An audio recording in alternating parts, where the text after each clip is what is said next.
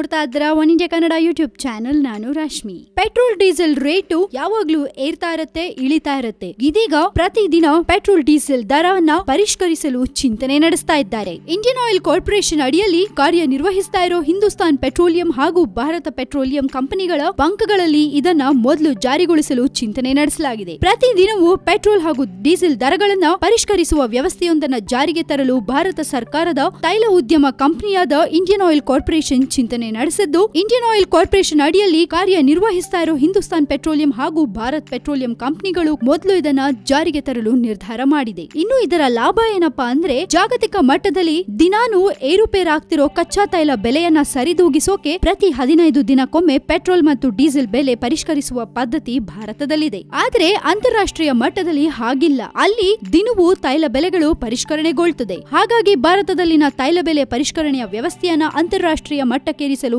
ಈ ವ್ಯವಸ್ಥೆ ಜಾರಿಗೊಳಿಸಲಾಗುವುದು ಅಂತ ಹೇಳಲಾಗಿದೆ. ಆದ್ರೆ ಇದಿನ್ನು ಚಿಂತನೆಯ ಹಂತದಲ್ಲಿರೋದ್ರಿಂದ ಈ ಬಗ್ಗೆ ಸರ್ಕಾರದ ನಿರ್ಧಾರವೇ ಅಂತಿಮ ಅಂತ ಹೇಳಲಾಗಿದೆ. ಇವರು ಏನೇ ಮಾಡ್ಲಿ, ಒಟ್ನಲ್ಲಿ ಪೆಟ್ರೋಲ್ ರೇಟ್ಸ್ ಹಾಗೆ ಡೀಸೆಲ್ ರೇಟ್ಸ್ ಮಾತ್ಗೂ ಚೇಂಜ್ ಮಾಡದೇ ಇದ್ರೆ ಸಾಕು. ಈಗ ಲಾರಿ ಸ್ಟ್ರೈಕ್ ಆಗಿದ್ರಿಂದ ಎಲ್ಲಾ ರೇಟ್ಸ್ ಆಕಾಶಕ್ಕೆ ಹೋಗಿದೆ. ಜನಸಾಮಾನ್ಯರು ಬದುಕೋದೇ ಕಷ್ಟ ಆಗ್ಬಿಟ್ಟಿದೆ. ಇದ್ರ ಮಧ್ಯ ಈ ತರ ಪೆಟ್ರೋಲ್ ಡೀಸೆಲ್ ರೇಟ್ಸ್ ಜಾಸ್ತಿ ಕಮ್ಮಿ ಮಾಡ್ತಾ ಹೋಗ್ತಿದ್ರೆ ಜನಗಳಿಗೆ ನಿಜವಾಗ್ಲೂ ತುಂಬಾನೇ ಬೇಸರ ಹುಟ್ಟಿಸ್ಬಿಡತ್ತೆ. ಸೊ ಇದ್ರ ಬಗ್ಗೆ ನೀವೇನ್ ಹೇಳ್ತೀರಾ ಅನ್ನೋದನ್ನ ನಮ್ ಜೊತೆ ಶೇರ್ ಮಾಡ್ಕೊಳ್ಳಿ. ಹಾಗೆ ಮತ್ತಷ್ಟು ಸುದ್ದಿಗಳಿಗೆ ನೀವು ಸಬ್ಸ್ಕ್ರೈಬ್ ಮಾಡಿ ನಮ್ಮ one India Kannada YouTube channel. And ಈ ನಮ್ಮ ವಿಡಿಯೋ ನಿಮ್ಗೆ ಇಷ್ಟ ಆಗಿದ್ರೆ ದಯವಿಟ್ಟು ಶೇರ್ ಮಾಡಿ, ಲೈಕ್ ಮಾಡಿ.